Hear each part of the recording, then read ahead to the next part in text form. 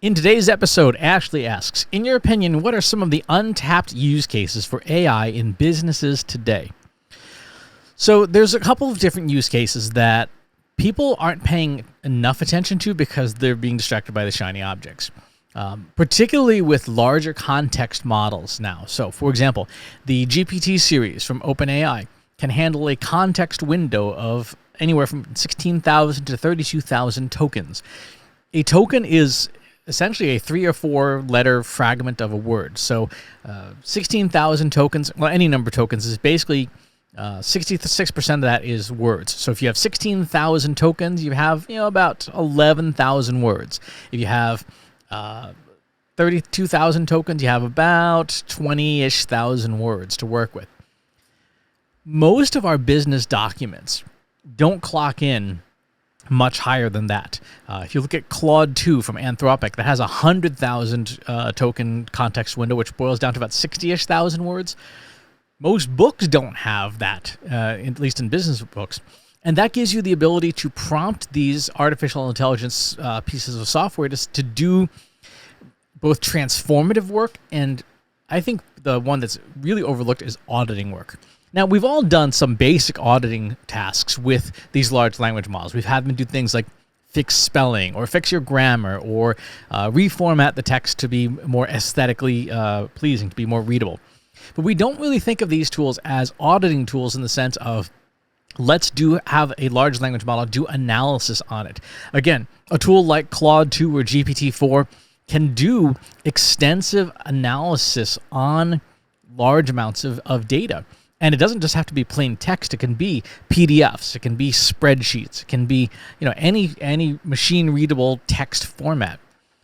Think about this. If you were to put in, say, all of your income tax forms into a large language model and say, here is the known tax code as of the time. Maybe you could even feed in the tax code or the sections that apply to you.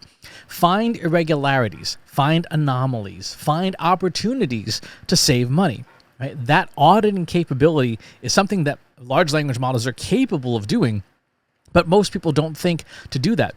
You can take, for example, your checkbook register from your bank. You can turn that into a CSV file, hand it to a large language model.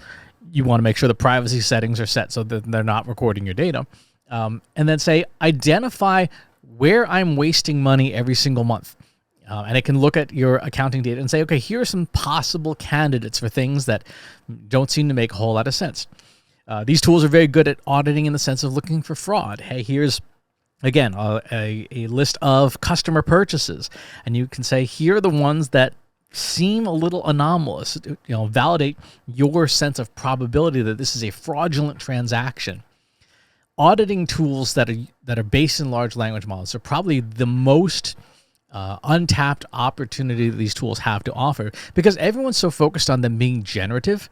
And generative AI, it's cool, right? You can make blog posts and news articles and newsletters and things. And that's great. You should.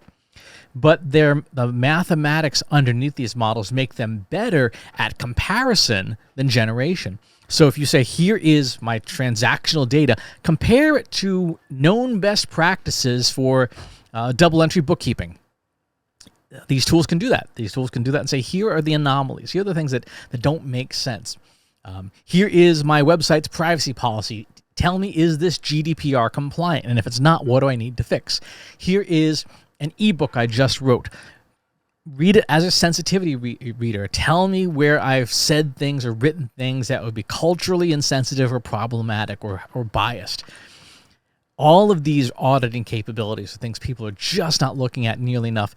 And there's tremendous value in that, in helping us refine the work that we've already done, helping us identify problems, helping us elevate the quality of our work. These are essentially editors and proofreaders and inspectors and auditors who can look at our work independently and offer data-driven opinions. Now, will they always be right? No. If it's something that's mission critical, please have a qualified professional, do so. Look at it. But these are some of the use cases I think people are really missing out on. They're really just not paying enough attention and missing the benefits of some of these large language models? It's a really good question. There's a lot to explore. There's a lot of different ways we can use these tools to our benefit in a comparative sense rather than a generative sense, even though these models are capable of both. So thanks for the question. We'll talk to you soon. If you like this video, go ahead and hit that subscribe button.